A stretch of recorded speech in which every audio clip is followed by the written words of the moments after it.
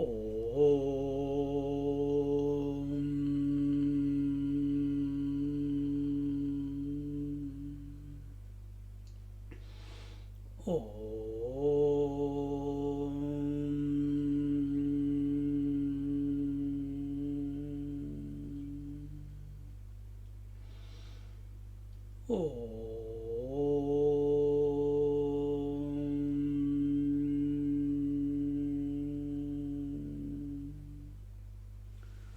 गुरुर्ब्रह्मा गुरुर्विष्णुः गुरुर्देवो महेश्वरः गुरुः साक्षात् परं ब्रह्म तस्मै श्री गुरवे नमः तस्मै श्री गुरवे नमः तस्मै श्री गुरवे नमः.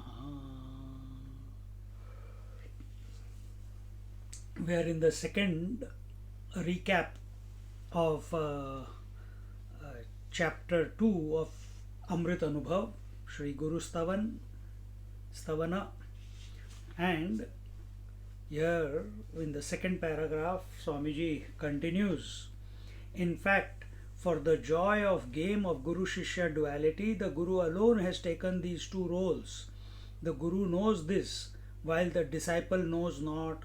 On approaching the Guru, the disciple is able to discard his vision of related perceptions and is able to perceive the relativity from the standpoint. See, it's just like this. In the presence of the Guru, the Shishya is able to give up his wrong notions. He is able to perceive the relativity from absolute standpoint, and that is our continuous attempt in every satsang, isn't it? Just like effortlessly, think about it, it's not very hard. Whenever we come in the presence of fire, at that very moment the cold, the shivers that you are feeling and you are miserable due to, they go away. You feel warm. What did you do for it? Nothing. You came in the presence of the fire, that's all. So the moment we come in the presence of the teacher, of the Guru Maharaj, which Guru Maharaj? Is it a person? Is Guru Maharaj a person? No, we are talking about everything is Guru only. The outside, inside, these are just ideas in our mind. From absolute standpoint, everything is one. Everything is the Guru Tattva. Appearing as if as Guru Shishya. Appearing as if as Shiva Parvati. Appearing as if as in and out. Appearing as if as the gross and consciousness and matter. Appearing as if as aham and idam, but actually it is one. So the closer we come to our source, and that source is not something objective, that source is us only. So the closer we come to the spirit, the closer we come to the Atma Tattva. When we use this word again, the disadvantage of the language is closer we come. Means there is somewhere we have to go. We have to come closer. I am far away right now and I have to go closer. It's not that way. It's just that we have given too much attention to everything that is changing. We have to give attention to that which is permanent, to that which is constant. That is coming closer. It's only shift of attention, that's all. And then, so one is, can you shift attention to the Atma Tattva? I can shift attention from Usha to Ravi, or Ravi to Usha. I can shift attention from the world towards my eyes, even though I cannot see them, but I can shift the attention. Can I shift? Because eyes are still objective in nature. From eyes I can shift the attention to the thoughts which are in the mind. Thoughts are also objective in nature. But from the thoughts, can I shift the attention to the self? Is self objective to me? Not, no. It is me only. So how can I shift? And yet the attempt has to be made. Or accept yourself completely. If you just do this much, you will go into samadhi, nirvikalpa samadhi. But here we are saying different, that this Guru Tattva alone is everything. It is one without a second. Purnamada Purnamidam. So that we don't get caught up in samadhi chakkar.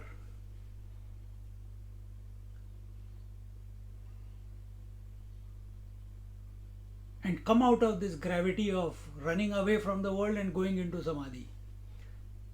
We want to be in samadhi 24/7. And for this, we have to recognize that this Guru Tattva is all that there is.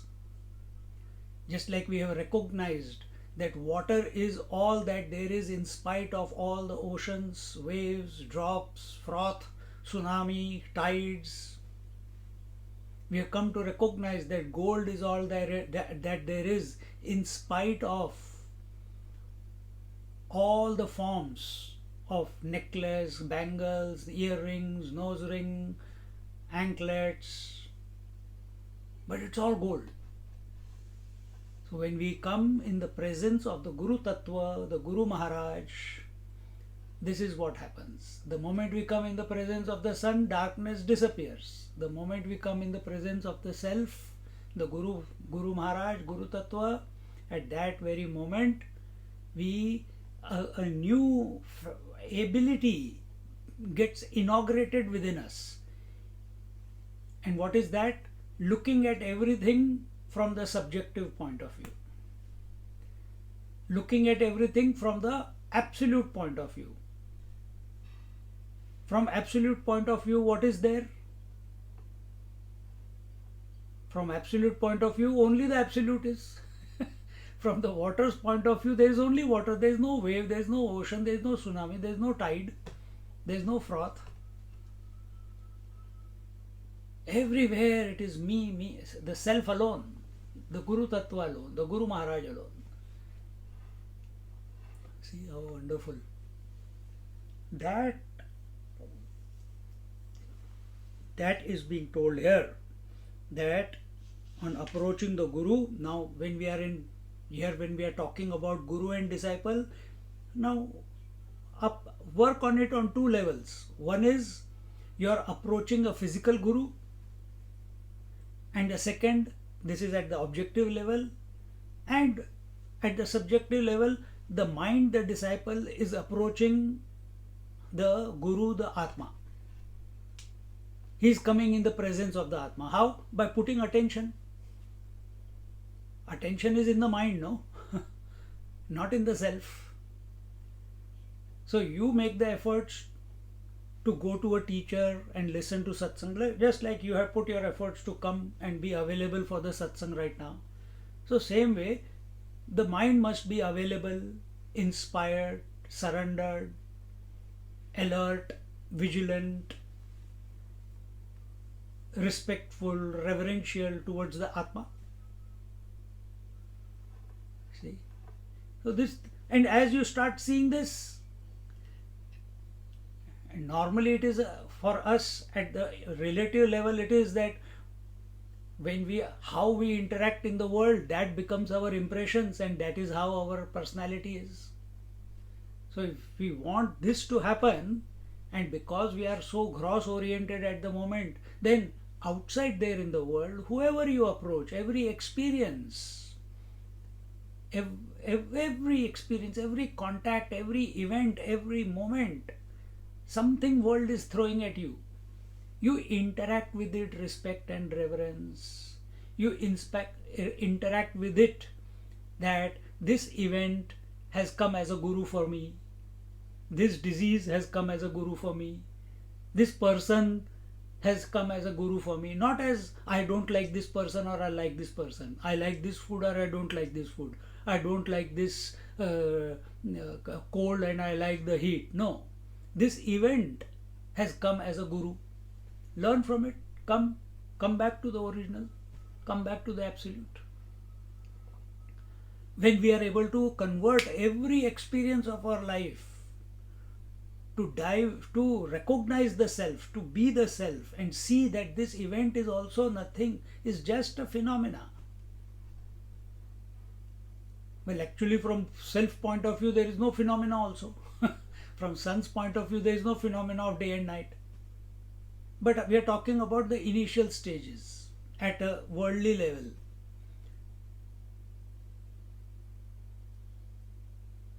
Till we do not get distracted by anything. Till then, recognize everything. Whatever the world is throwing, okay.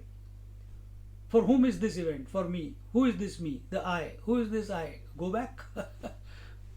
And as you keep practicing it again and again and again and again, just like as doctors or whatever profession you are in, you have practiced it again and again and again, and now it has become your second nature. You can diagnose the symptoms straight away. You don't have to go to a lecture and then find out, and maybe some cases you have to do research, but majority of the cases, you know. Same way here also, if you practice it enough, then we will not get immediately from the symptoms, from whatever life is throwing at us. We will be able to dive back into ourselves, or we will be able to recognize that we are the permanent one, the constant one. In this vision, the limitations of earlier vision are transcended. So what was the vision before? The relative vision was vision of separation, vision of otherness, vision of differences, vision of multitude. And what is the vision of absolute? In spite of all those above, what I just mentioned, the commonality, the common denominator, the disciple attains oneness with Brahman in spite of all that. From absolute standpoint, all that variety, all that multitude, all that differences, otherness, all that stands neutralized. In other words, it does not affect the vision of oneness. But we see Mahatmas, they are also sleeping, they are also waking, they also have a body, then where are those differences? They are not for the Mahatma. They are for the people who are looking at Mahatma. So don't superimpose your vision, which is limited, on the Mahatma. Mahatma is abiding in his own essential nature. You are superimposing on his. He is troubled by the body, the disease of the body. Look, he is hungry now. What type of Mahatma is he? Who gets hungry, who gets thirsty? Paramatma doesn't get hungry and thirsty. That is stupid. You are superimposing it on him.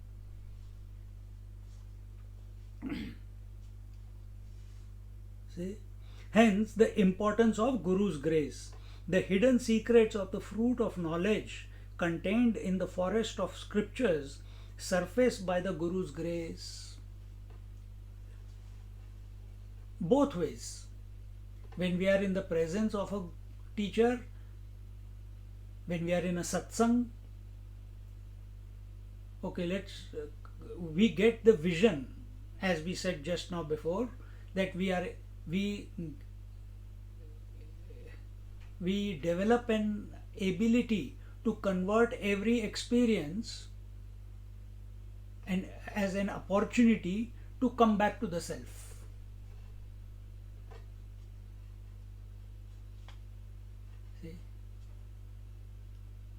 And when we do this enough times, by continuously remaining in satsang, continuously remaining alert and not getting carried away, swayed away by the experiences of life, coming back to the self again and again, then what happens? Naturally, in satsang, all the scriptures are being unfolded. Each line I am again explaining it. Jnaneshwar Maharaj, each line, each OV, Swamiji has spoken so much, contemplated on it. On that contemplation, we are contemplating in such with so much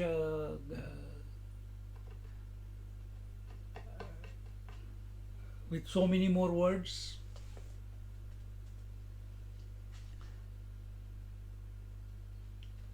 And as we come to abide or come close to the Atma Tattva, the Guru Tattva, to that extent, the knowledge of the scriptures, the words of the teacher, they spark, the knowledge spark takes place instantaneously.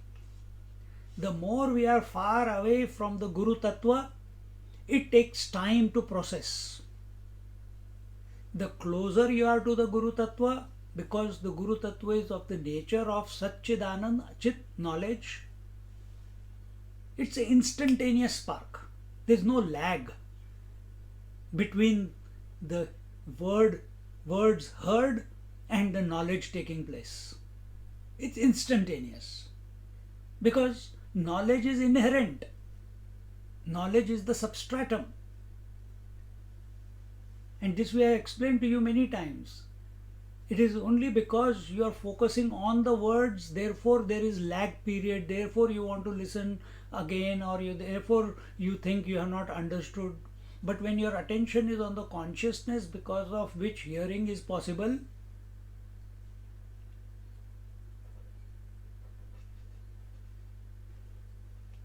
then instant spark. Nothing to process. Nothing to process. If the wood is dry, you bring the fire to it, immediately it kindles. But if the wood is wet, first the smoke will come. Confusion, doubts, misunderstanding, not understanding, all this is the smoke. Because we are not dried, we are not available. Because we are objective in nature.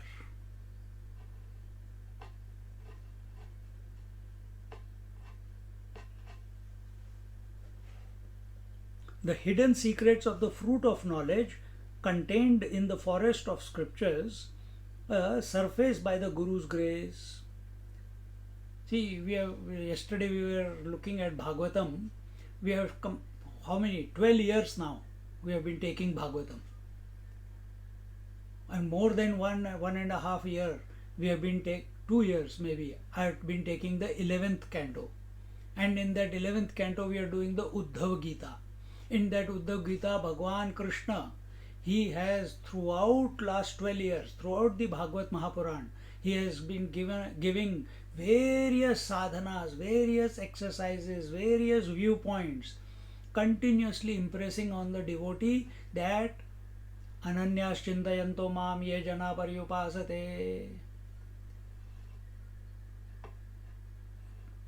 Different exercises. He is given the yoga exercise, the Kundalini exercise, the Kriya Yoga exercise, the puja, how to meditate in different ways. And now we are coming towards the end of the 11th chapter. And in this 11th canto, and in the 11th canto, again he summarized the path of worship, the path of yoga, the path of Sankhya Yoga, the path of Kriya Yoga. And now he has come to the chapter that we are doing is highest truth. And that chapter is nothing but exactly what we are studying here. It is the creme de la creme of all the Upanishads. And it says only one thing: if you are considering, if your vision is that I am the body, then the variety will be real for you. If your attention is on the Atma, then variety will not have an impact on you, and eventually you will abide in the reality. It's that simple. Therefore, don't move around this. Then, what is the expression of abiding in the self? Because we see Mahatmas also moving around in this world. So, what is the. Start practicing now. Do not create likes and dislikes with regards to experiences in life. Do not praise and insult anyone. Do not judge anyone. Don't have biasness towards anything or anyone. Move around. That will be equanimous vision. Samatvam yoga uchyate. If ultimate aim is to reach a point where differences don't matter, then how do we give impetus to the differences? By this attitude of creating likes and dislikes with everything that is coming towards us. See?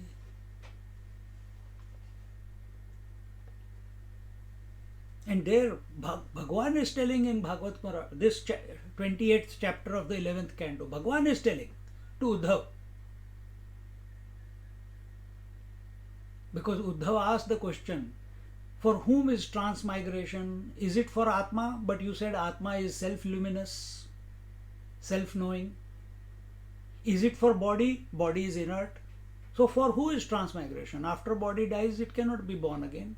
And Atma is never born. So for who is this transmigration? Then Bhagwan says it is the Jiva, this ghost. When Atma as if gets identified with the body. So this identification, that Jivahood that people are experiencing, that is also not real. That is only an imagination. And that Jiva, there in Bhagavatam he is saying, Bhagwan is saying, that Jiva expresses as not only human beings, animals, plants, but also all the gods. Read the chapter. I think it is which verse? 10th, 11th. 12, 13, 14, 15, 16. In these verses. That Jiva alone expresses as all the gods and devatas. There he is clearly saying Brahmaji also dies one day. Death is not dead. Death means unmanifestation. Birth means manifestation. Birth of an ornament is manifestation of the ornament. And death of an ornament is unmanifestation of the ornament. That which remains independent of manifestation and unmanifestation, yet supports the manifestation and unmanifestation, is the gold. That is Atma.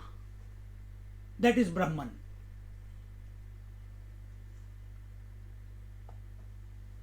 Only those ignorant people who do not accept the all-pervading spirit as their essence, or as them, as the I, they get lost in doing good to the world, in desire oriented. There he clearly says, this also he says, do not become dependent on gods. Do not become enslaved by gods. It's only because we are afraid. It's only because we want to satisfy our desires. That's why we think of God. I'm not saying this. You read that chapter. 28th chapter of 11th canto. Or you listen to the satsang, last two satsangs of Bhagavatam. See? This is the highest truth. If you can't, if you, it's difficult to digest this, it's okay. Do your yoga, do your pranayam, do your puja, do your japa. And we must do that also. He clearly says that till you don't come to this position where you are one without a second, till then satsang, study of scriptures, yoga, pranayam, etc., etc., it must continue. And after realization, it may continue, it may not continue. You are no longer there to decide. The equipment will do whatever is it has been programmed, or the totality will use this equipment.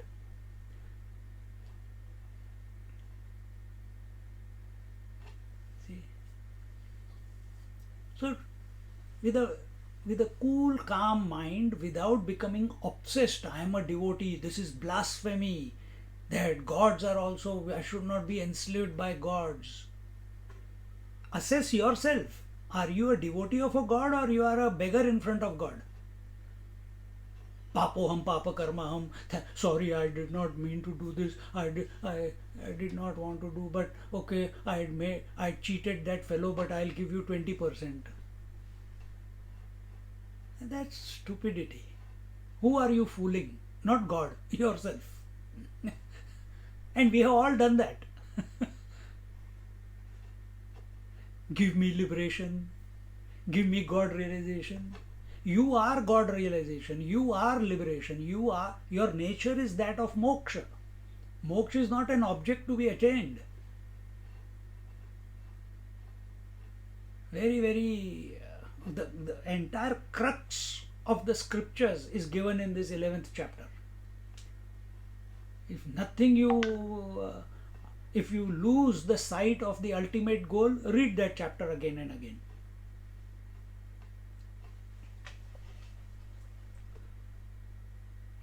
This vision helps the seeker conquer the never existing duality and thus reveals the ever present self.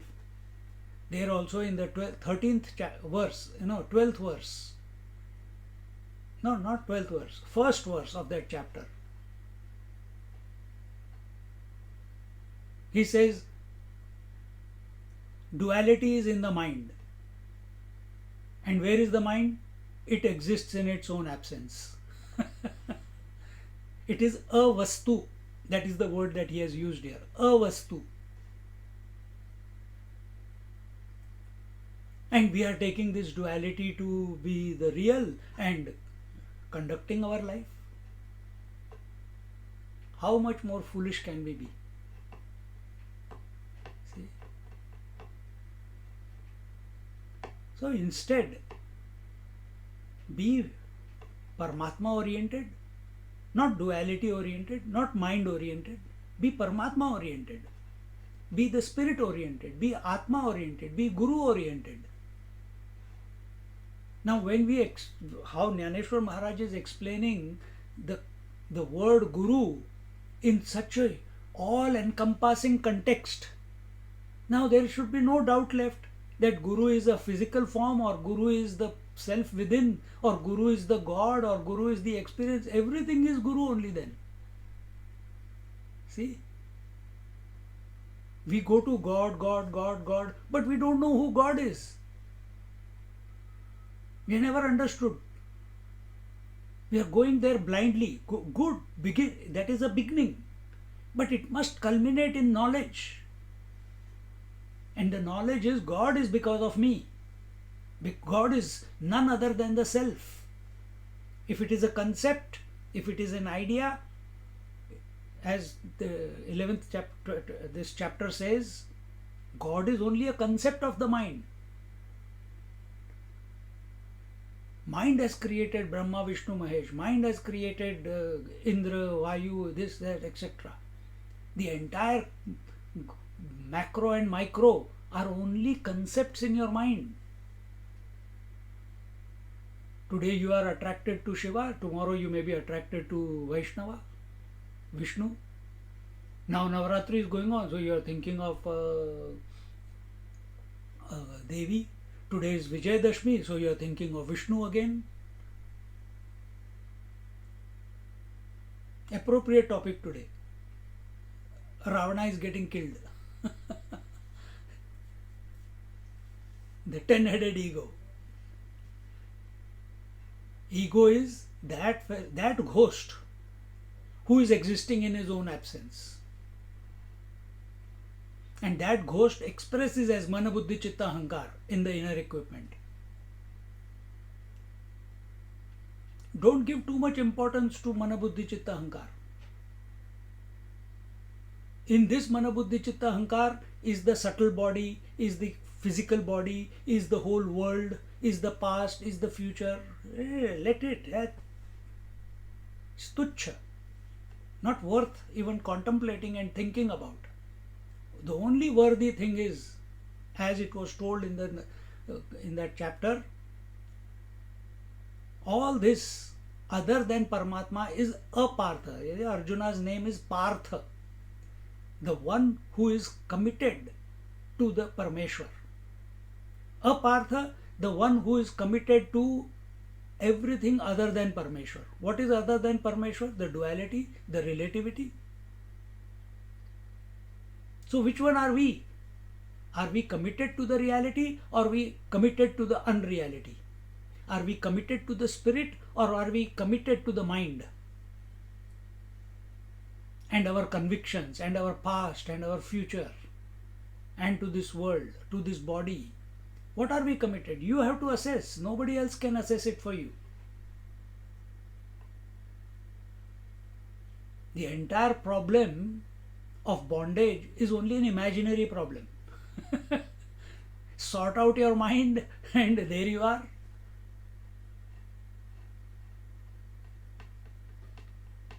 See?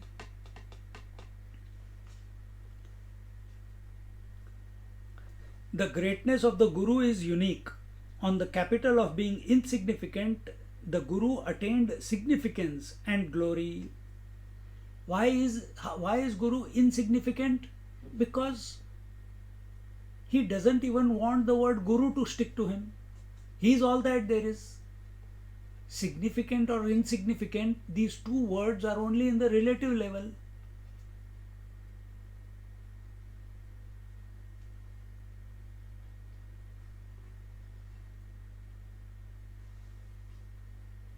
On the capital of being insignificant. The screen of the TV is insignificant when the movie is going on. You don't even know its existence. You don't even recognize that it is there. You are lost in the name and forms on the screen. So what is his capital? Capital is insignificance. Nobody gives it attention. And on that capital, it is expressing the Guru attained significance and glory. On that capital of insignificance, it attained name and fame or glory. And same thing happens. Whom do we go to? Those who have given up everything, those who are renunciates, to them we go.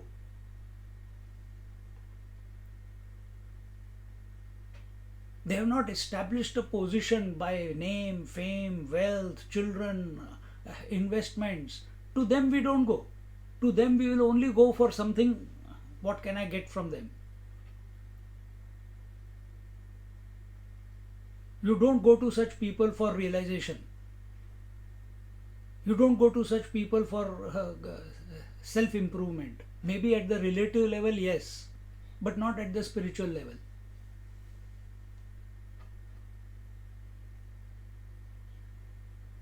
Can there be people who are in the midst of all the wealth and yet be spiritual? Yes, Janak Maharaj was there.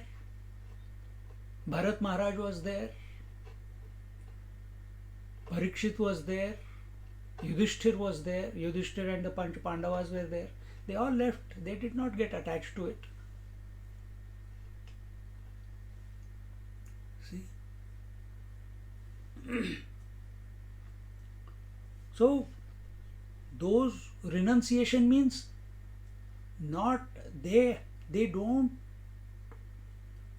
want to be recognized by anyone. They don't want to have a special personality. They are comfortable wherever they are. They are content as they are. Not the modern day Swami. They want 25 lakhs, 30 lakhs. They want 200,000 people to be there. Then they will come to the city and give lecture. They want their seats to be in a particular way. They want the stage to be in a particular way.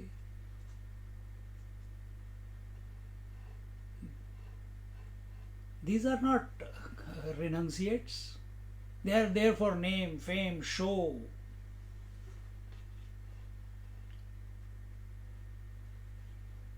And yet, in the midst of all that, there can be Mahatmas who are totally unattached with all that. But very rare. Very rare.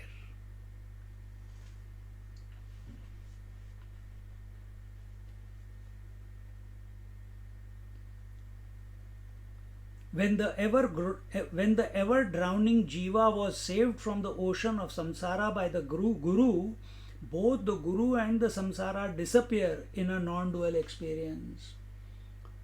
As a seeker, I am ignorant. Guru is knowledgeable. We come to satsang. This notion of difference, that I am limited, I am conditioned, just by listening, it starts dissolving. And as it starts dissolving, a point comes where the duality of the Guru Shishya also dissolves, and only the constant principle, the common denominator, the pure consciousness, it alone remains. Isn't this that is happening in the sleep? Sleep is temporary realization. Only if you can recreate it, if you only, not recreate, only if you can be awake when that happens. There you are. And only once it has to click. It is not again and again. Sleep is required again and again. Samadhi is required again and again. Realization is not required again and again. Once, that's it. Story over. Duality over.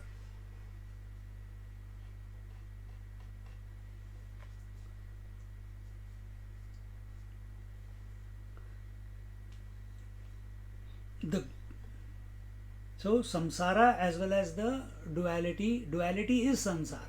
It all dissolves away. The glory of the Guru is unparalleled. He expresses as the cool moonlight on one hand of compassion and the bright sunlight of wisdom on the other. He alone is expressing. What is that? Sunlight is the aham. Moonlight is the idam. Sunlight is the left brain. Moonlight is the right brain. Yin, yang, ida, pingla. Ida is the sunlight, pingla is the moonlight. See, the sun alone comes, expresses or allows the expression of the daylight and the cool night in the warm day. See? So same way, now don't stop there. And the same tattva expresses as the Guru Shishya. So here he says that on one hand the Guru Maharaj is expressing as the compassion, the love, the nourishing nature, and on the other hand he is the wisdom, the knowledge, he is the disciplinarian. And you will, if you allow yourself to be corrected by masters, you will see this. Not judge that Guru Maharaj how you want to be treated. No. You be available.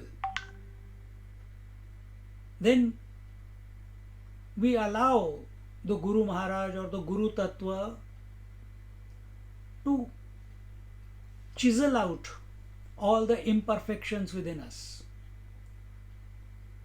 Yes, at times when the chiseling is going on, oh, it's so much. Why is the Guru Maharaj so strict, and why is he disciplining, and why is he angry with me? I thought Guru Maharaj is realized and they are free of anger, but he is telling me to do this, and he is angry with me, and he is not happy with me. I think he is a Kacha Guru. You see. And then at the same time, the same Mahatma is very concerned, is very caring. He is only chipping away at your imperfections because he loves you as you are, not as you think you are, but as you are. And what is that which you are really? The Atma Tattva, the infinite reality. Therefore, he is patiently, compassionately, slowly chipping away at the imperfections, if someone is available. Not to everyone. Not to everyone. Then what he does for everyone? Lectures. Only lectures. सुनो और जाओ, अपना अपना संभालो. But if someone comes, Samit Pani Shrotriya Brahmanishtam, if someone comes with surrender, someone comes with, people went to Ramana Maharishi, people went to Nisargadatta Maharaj. He is established, they are established in the absolute. Yet, if someone came with the right attitude, with reverence,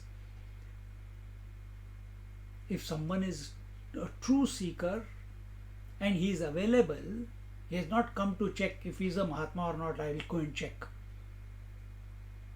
He is ready to be corrected, ready to be chiseled, to allow the imperfections to be chiseled away.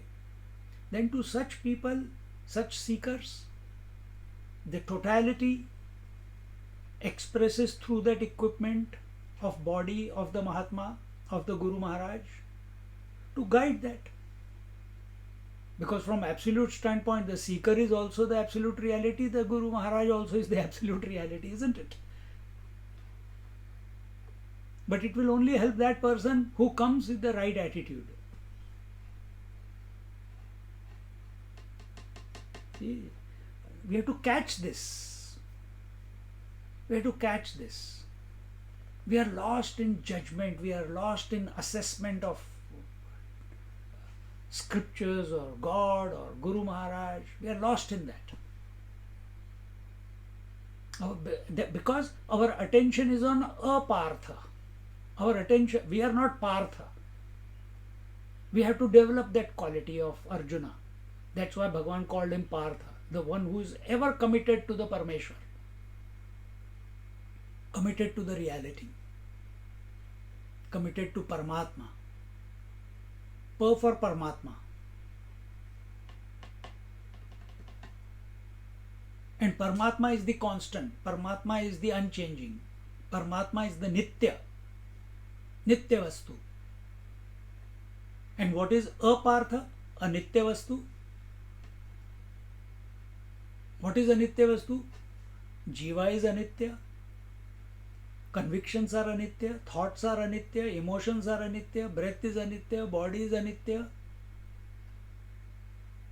and everything else is anitya. From a seeker's point of view, we are saying anitya, whatever is changing, is only an imagination. The foundation of anitya is also nitya only. Foundation. The foundation of changing waves is the constant water. Of the changing ornaments is the constant gold.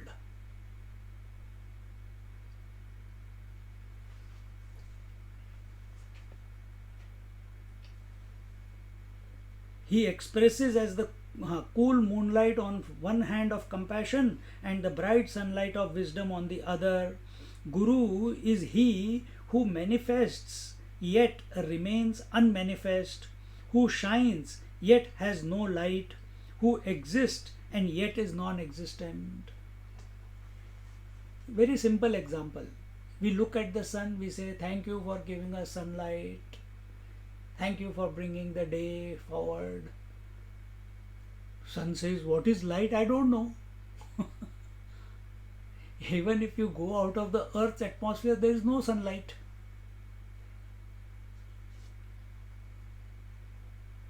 See? Yet, sunlight is because of the sun.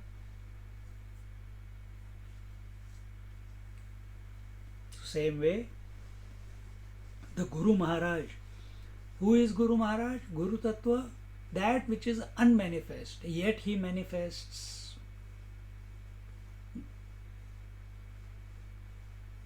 That who exists yet is non-existent.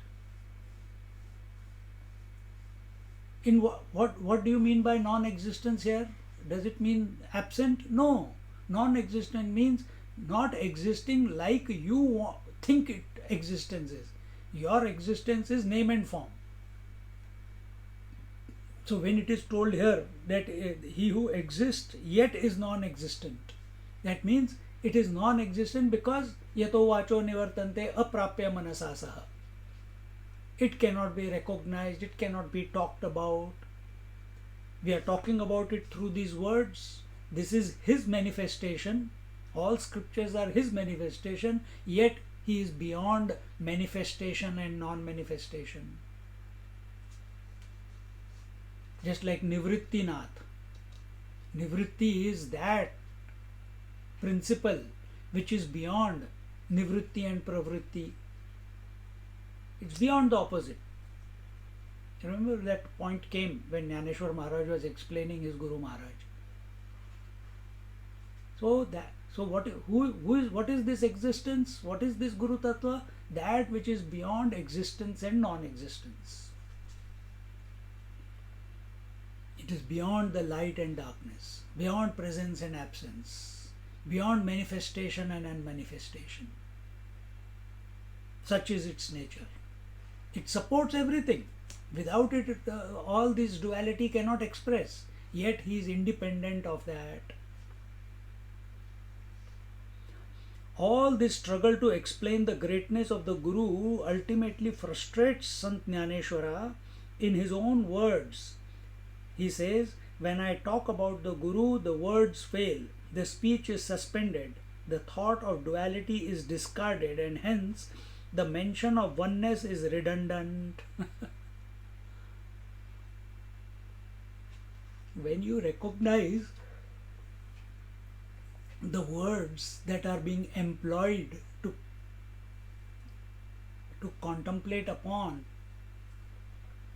to illuminate that reality which is the substratum of all the words, which is the cause, ultimate cause, which is the essence of all the words, which is the common denominator of all the words. So when we said reality is that which supports all multiplicity or duality, yet is independent of it. So all duality and multiplicity is these words, and yet that reality is independent of it. When this clicks within us, then what can we speak about it? The reality? What can we speak about the Guru Tattva?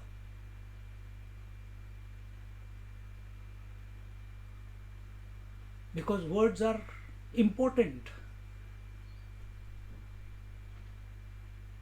They cannot talk about the source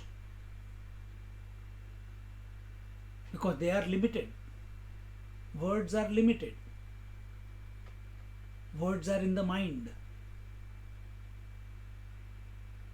reality is beyond the mind yet supporting the mind.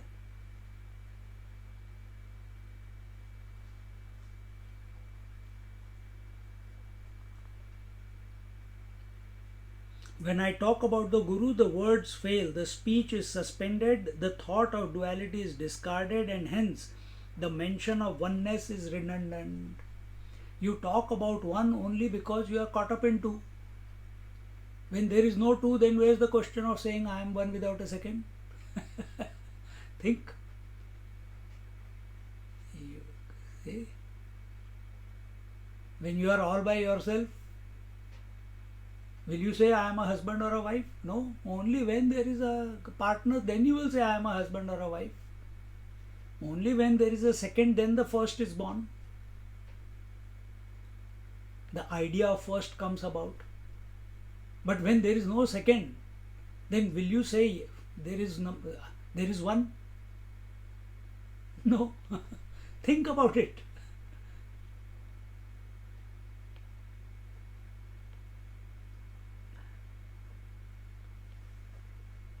And then when all the means of knowledge end, in this limit of ultimate absence is the abode of Guru. So first he talked about the presence, now he is talking about the absence. And what is the abode of ultimate Guru? Ultimate abode of the Guru, which is beyond presence and absence. Here absence does not mean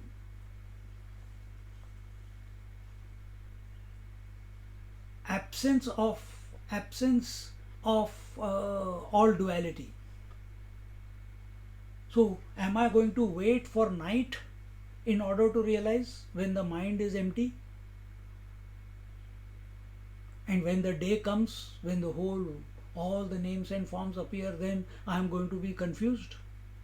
And now in the daytime realization is not possible. Why? No, we have to come to a point where, so presence and absence means we are not affected by the appearance or disappearance of duality, of thoughts. We remain the unchanging principle, the eternal witness.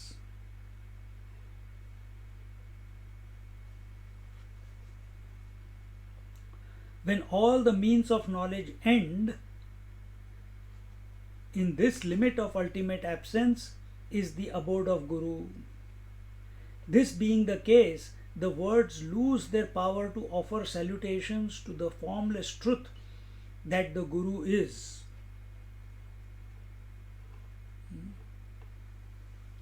When this realization comes about, then no, the words are then abuses.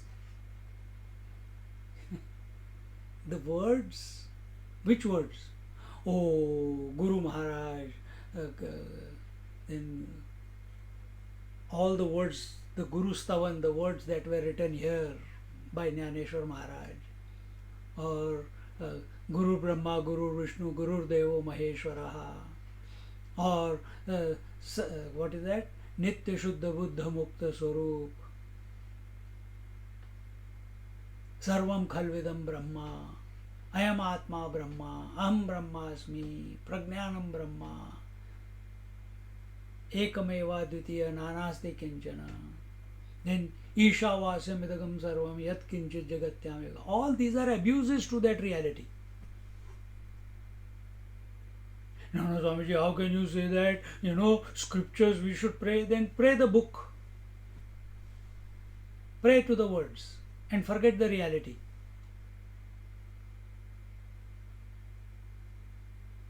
When we say yato vacho nivartante, it means that words cannot reveal the reality. And all these things that I just mentioned to you, they were nothing but words. Upanishads are nothing but words. They cannot reveal the reality. Then should we not study the Upanishads? Study, of course you should study. But praying to the Upanishads, yes, give it respect and reverence. Only then the knowledge will be pulled out of the Upanishads and made it into a subjective experience. Only when you have respect and reverence in any condition, whether it is scriptures, whether it is an ability, whether you are a doctor, whether you are any profession, whether you are a cricketer, whether you are a footballer, unless and unless you don't have a respect and reverence towards your coach, you will not be able to. Here our coach is the Upanishads, for example. Until unless we do not recognize their importance, till then it will, that knowledge that is presented here will not become ours. Absolutely we must. But to be dependent on it, what are Upanishads coming to us for? They are a reflection of our own essential nature. Because we are caught up in relativity, and relativity only language, the tool of language is used for communication. And if we have, by thinking, we have deluded ourselves, now thinking, proper thinking is required so that we dissolve, get out of this delusory disposition of considering ourselves to be limited and not infinite. Only words can cancel words. Ideas can cancel ideas. They are all words only. So thought only can cancel thought. And to cancel the wrong thought conclusions that we have harbored in our mind, scriptures are the correct thoughts that we must cultivate within our mind. But if we keep that as an objective pursuit, then we'll become a Shastri, a Pandit, a great professor. We will not realize. But if we make this knowledge into a subjective experience,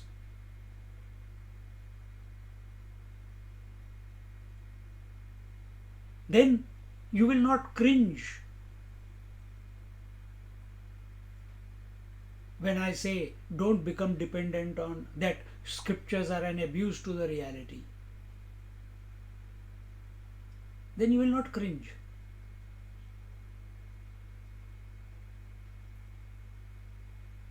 We only told you respect and revere the scriptures.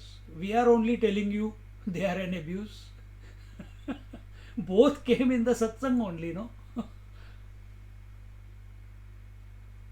So there must be a reason why scriptures themselves are saying that we are the abuse.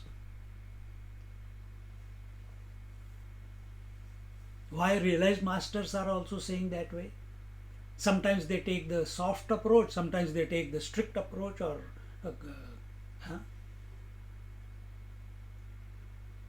a staunch approach. Both are required so that the seeker does not fall into the trap of conceptualization. That is why continuously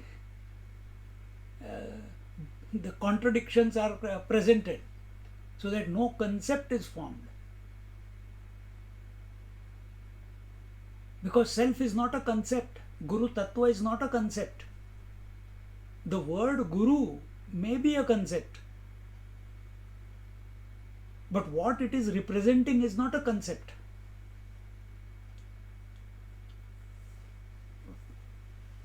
Because that is the permanent, and that I am.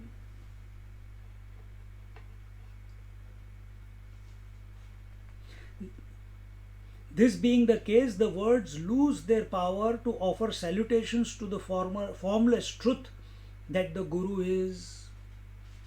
The Guru is formless, supporting all the forms. How can formless be supporting all the forms?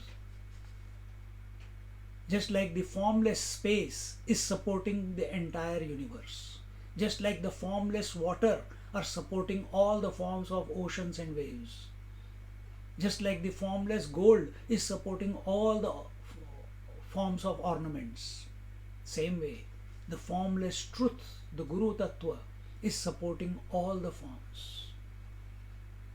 And that I am, essentially. Don't forget this. That I am. Now what is your position? Then will you be affected? If you take this position, accept yourself to be that, then will you be affected by any form? Will you be affected by any word? Will you be affected by any emotion? Will you be affected by past or future? Will you be affected by disease or health? Will you be affected by hunger or thirst? Will you be affected by praise or insult? Will you be affected by heat or cold? Will you be affected by inside, outside, divine or undivine, manifest or unmanifest? Nothing, because you are all that there is then. We get affected only when we don't accept ourselves to be that.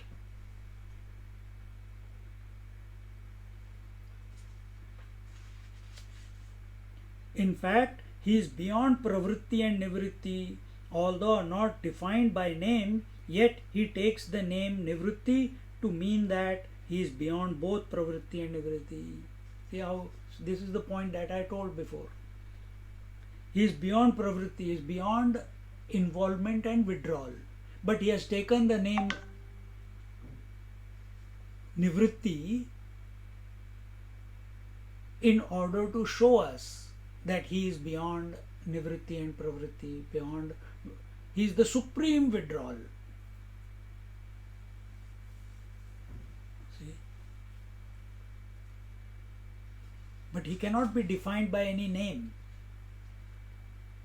because name is limited and the tattva is infinite, unlimited. Name is conditioned, the tattva is unconditioned.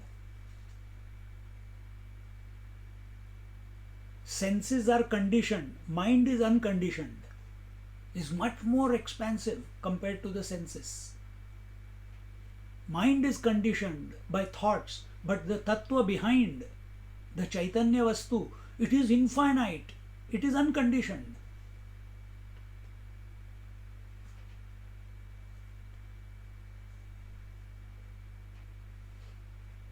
See?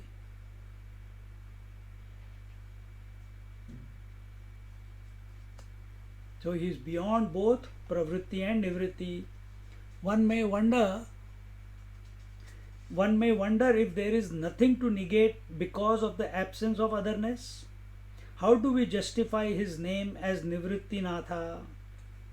If there is no otherness, then why, and there is nothing to negate, then why we should call him Nivrittinatha then?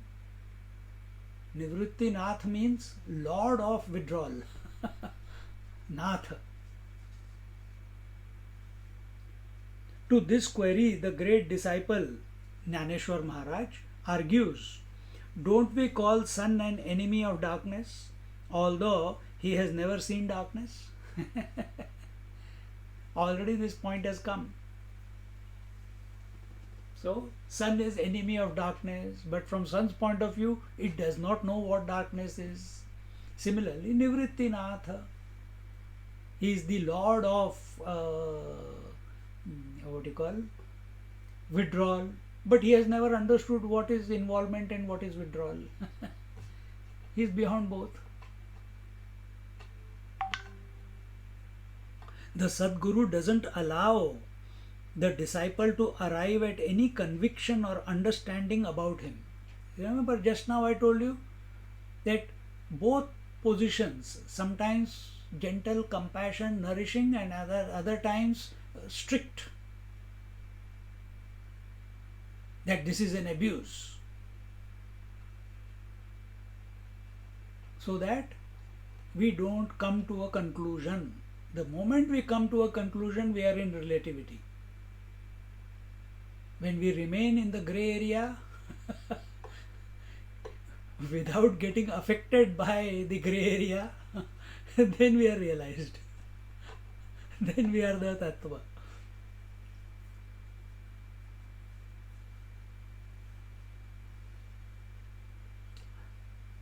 The Sadguru doesn't allow the disciple to arrive at any conviction or understanding about him, for he is in the multitude of names and forms, and yet he is far away from them. Far away means beyond. Far away means transcendental to them. Without him, the names and forms, the infinite variety cannot express. He is the material that has gone into it.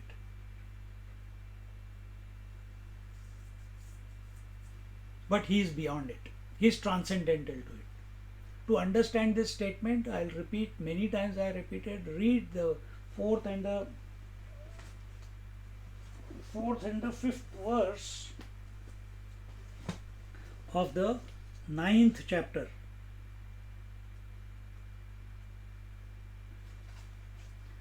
What does it say?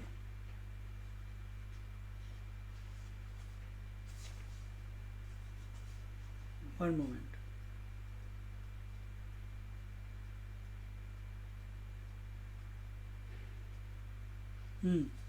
मया ततमिदं सर्वं जगदव्यक्तमूर्तिना मत्स्थानि सर्वभूतानि न चाहं तेषु अवस्थितः न च मत्स्थानि भूतानि पश्य मे योगमैश्वरं भूतभृन्न च भूतस्थो ममात्मा भूतभावनः.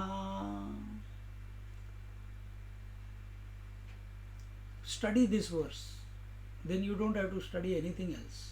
Once this clicks, and study it, but it is a subjective experience. What is it? All this is pervaded by me of unmanifest forms. All beings are in me, but I am not in them. Nor are the beings in me. Behold my divine mystery. Though the sustainer and the protector of beings, yet myself is not in these beings. I am transcendental to everything. Okay. So even though here when he says that he is in the multitude of names and forms, the material that has gone into the names and forms of the relative world is nothing but that reality. The material that has gone into all the ornaments is nothing but the gold. Then next part, yet he is far away from them. But from the gold's point of view, there is no ornament. From gold's point of view, it is infinite, ornament is finite. Now make it your, put yourself in that position, that you are the material, self is the, not you are the body or mind. You are the conscious, pure consciousness. You are the self. Self is the material which has gone into the creation of the entire universe. And yet you are transcendental to the universe, to the creation that you are supporting.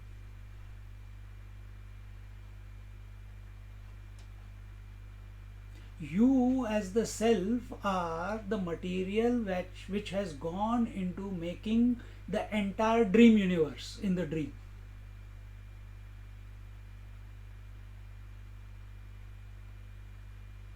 In the dream you don't know that.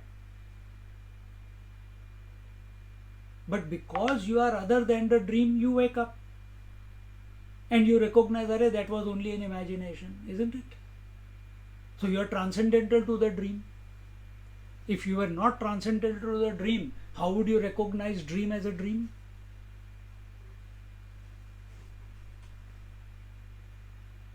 Same thing we have to do in the waking also. And when we wake up from this waking dream, there we are, no longer affected by the waking world. Just like we are not affected by the dream world after waking up, we will not be affected by the waking world after we wake up from here.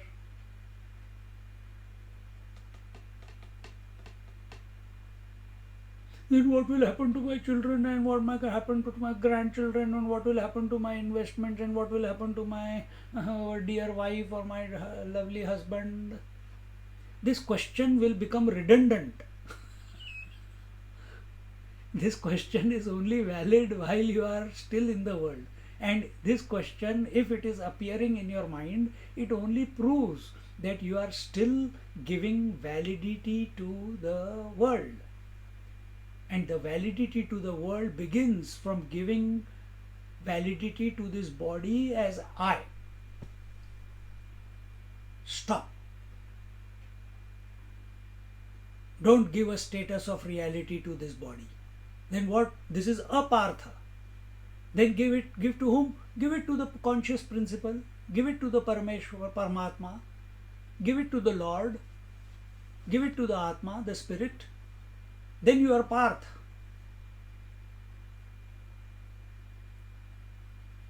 The moment you give attention to the sleep, after that, are you persecuted by the relativity of the day, the events of the day? Are you persecuted by the disease, hunger, thirst? No, you are grandly in bliss. There is no idea if you are rich or poor, if you are healthy or unhealthy, if you are a millionaire or on dole. Nothing. Whether you are a man or woman, whether you are married or unmarried.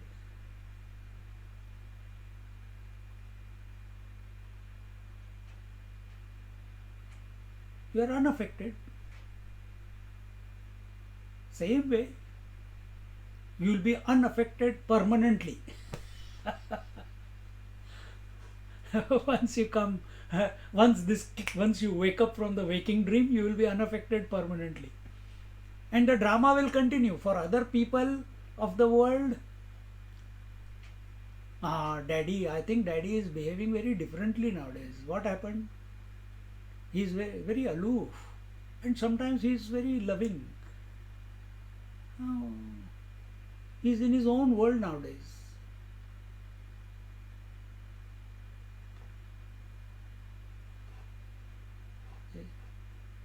Let the world say whatever they want to say. It does not matter to you anymore once it clicks to you that you are the infinite, you are the substratum.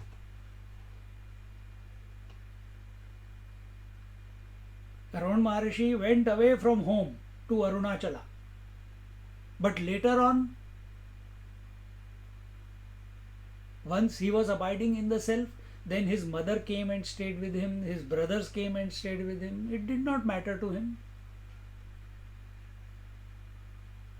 It did not matter for Ramakrishna Paramahansa that his wife was there. It did not matter for Anandamayi Ma, who was already realized and then she was given in marriage. Okay, this is how it is expressing. Every time the husband went and touched Anandamayi Ma, because he is the husband, he used to get a shock of his life. He couldn't even touch her. After a few years, then he realized that I better keep a safe distance from her, because every time the urge came, he wanted to touch, he used to get a shock. Something like in that manner. Or he used to go into meditation. Shock meaning a different way. He used to go into meditation, or he'll lose consciousness. Something will happen to him. And one day he realized, यार इससे पंगा लेना मुश्किल है. अच्छा इसका disciple बन जाओ. He became disciple of his wife. And they continued as husband and wife throughout life. Akhandanandji Maharaj, wife and 2 sons. Before he was a pujari, then he became a then he was the Bhagavad and all which you read in English or Hindi. It is his translation of the Bhagavad, Akhandanandji Maharaj. And when he went and eventually the ashram came around him in Vrindavan, then his wife also came, his children also came, but he was not affected. They are just as he treats every other person, he is treating them also. No special status. In his vision, everything is the same, because that's the beauty of one without a second principle. Everything is the one. Then there is no my family, my son.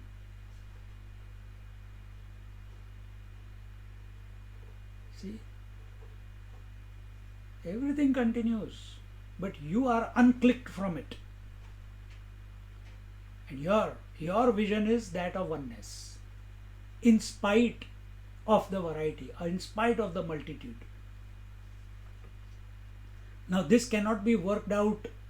We can keep talking about it more and more and more. Scriptures are doing it, but eventually they get exhausted. No words can. The best way you can put it is that fourth and fifth verse of chapter 9. But that also is only words. Unless you don't make it your direct subjective experience, aparoksha anubhuti, till then it will not click. And once aparoksha anubhuti takes place, then there is no need of understanding. Just like once you have eaten the food and you are satisfied, then there is no hunger afterwards. See how wonderful this is. At times we wonder if destroying the individuality of the disciple is the only way of friendliness shown by the Guru. In him, everything gets destroyed, be it in the relativity, the names and forms, the attributes, or even the instruments of thinking. He doesn't even receive our salutations, as the sun never rises in his own abode. Guru is abiding. His job is to destroy your idea about yourself.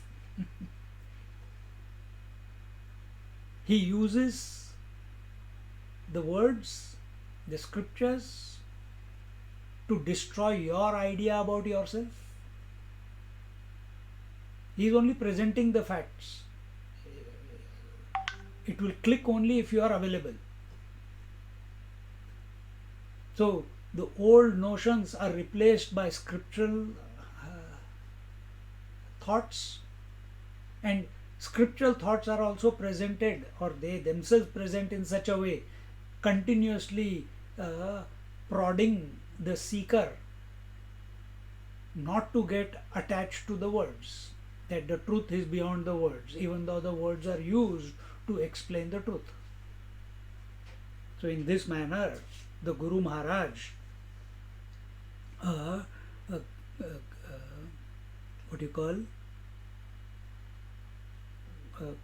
everything gets destroyed, be it the relativity, the names and forms, the attributes, and even the instruments of thinking, mind and intellect, they also get destroyed. Getting destroyed means what? What is realization? Right now you are thinking body is there, breath is there, mind is there, intellect is there, and I have to realize the truth. Then what will happen on realization? That the intellect has become Chaitanyized. Right now Chaitanya is apart from intellect and mind and breath and body and the whole universe. It is separate. I feel I am alive, and the body is dead. Body is inert, isn't it? That is our experience. Then what happens at the time of realization? Chaitanyikaran means the life, everything becomes enlivened once and for all.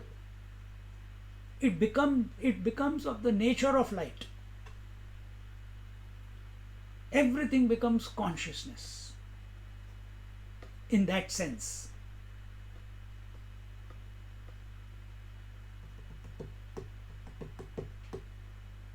You can't work it out, what I just said.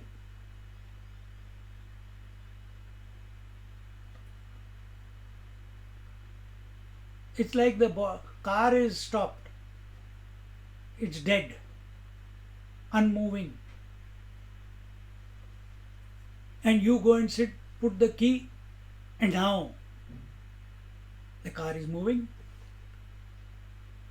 But this is a limited example, that someone entered from outside. Has the gold entered the ornament?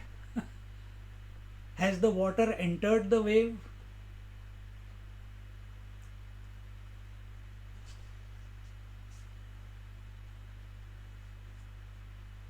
But this is the limitation of the language. And therefore, he doesn't even receive our salutations as the sun never rises in his own abode. So for the sun there is no sunrise or sunset. Similarly for the Guru Maharaj there is no salutations possible.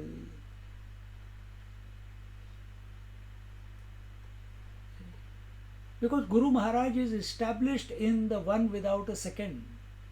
His vision is that of oneness. So how can one illuminate the one? It's not possible, no? Illumination, for something to illumine something, two is required. The disciple is thinking from a relative standpoint. The Guru is established in the absolute standpoint. For Guru, everything is one. For disciple, he is seeing the Guru as separate to him. Then only communication is possible. Then only salutation is possible for the disciple. But from Guru's point of view, he doesn't feel great because disciple is what do you call, saluting.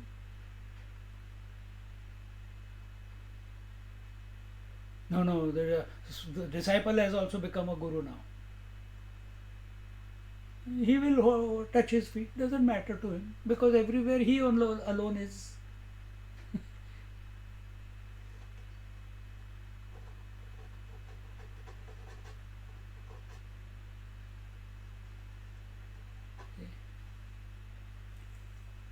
You go, I once went to someone's house, that kid, a small, cheeky little thing, 2.5 years old, and I think she was dressed as Radha or something.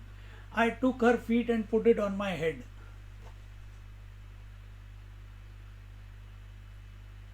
See?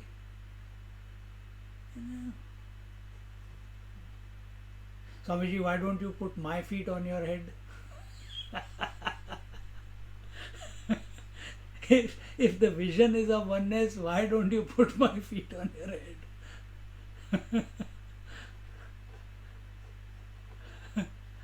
Come after Corona, we'll do that.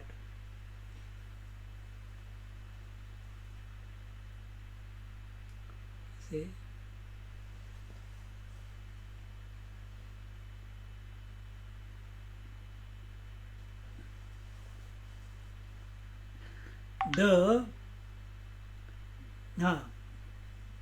Where are we?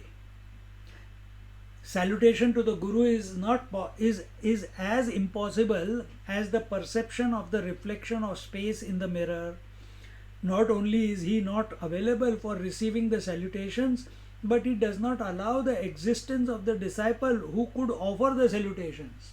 Till we are offering salutations, we are maintaining an individuality.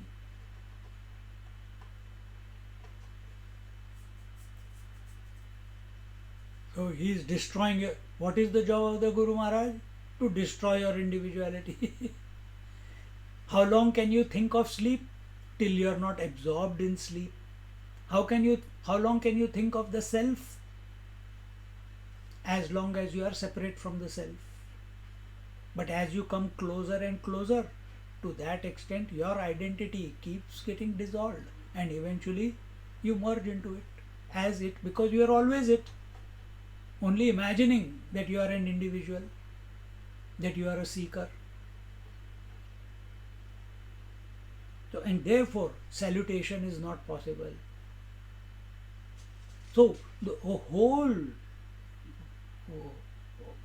the view of or understanding of salutation is so fantastic in this chapter of Sri Guru Stavan. Not the same Takiya Kalam, default setting. Go to the temple, lie down flat, or in Maharashtra 10 times they will do this. In South India, they will catch the ears across and then lie down on their front part of the body. It's all default settings. Oh, no, no, no, no, no, no. Something goes on. They don't even know what they are doing. They learnt it from their father, or they learnt it from looking at someone else. What is the kiss for?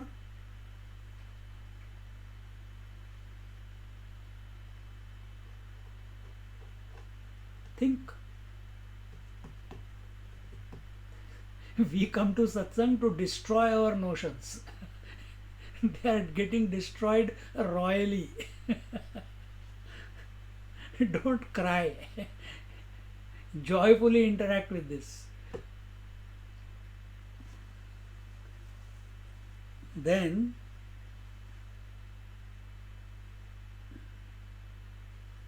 he says, what's the time? हो गया 10 हो गया यार. चलो quickly we'll finish this para. Just as when the object of reflection is removed, the reflection also disappears, or when there is no form to perceive, eyes have no function. In the Guru, the duality of teacher taught disciple disappears. In the Guru Tattva or in the Guru Maharaj, it disappears. In the self, the duality disappears. Because by nature, self is all inclusive. There is no duality in it. It's one without a second. The union of Guru and Shishya is like the union of camphor with fire. Both disappear. The source of light is also the camphor, and how long will the camphor burn? And light, as long as camphor is there. But with the fire burning, the camphor is reducing, and eventually the camphor also finishes and the light also finishes. Exactly the same way. How long are you the disciple? As long as you are thinking of the Guru. And if you are available 100%, to that extent, the melting of the disciple takes place. And eventually what happens? The disciple and the Guru, they both vanish. Then what remains? Only the Guru Tattva remains. The idea of Guru as a person, the idea of Guru as a concept, that vanishes out of, because it was not there in the first place.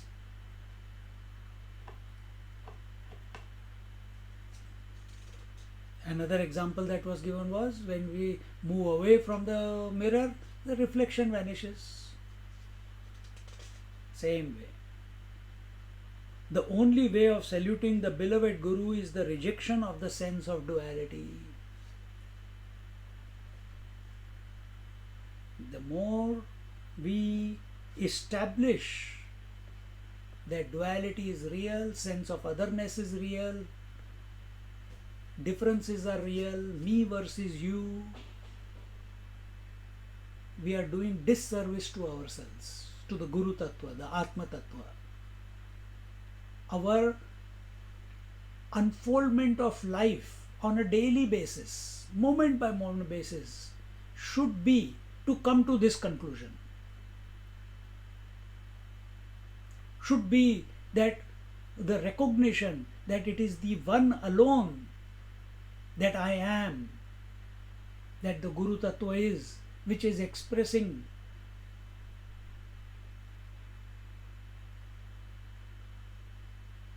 If we keep maintaining the differences, if we keep maintaining a sense of otherness, then what seeker are we?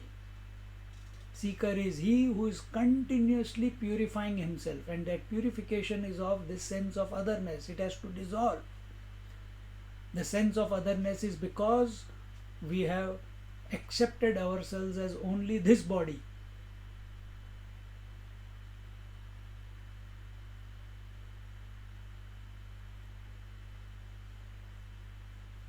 And because of this body, then I am the jiva, I am the soul, I am the individual. Get out of all this. It's only because of the body. Where are you at Jiva in when you are sleeping? You don't even know where you are. No Jivahood, no individuality, no personality, no roles, nothing.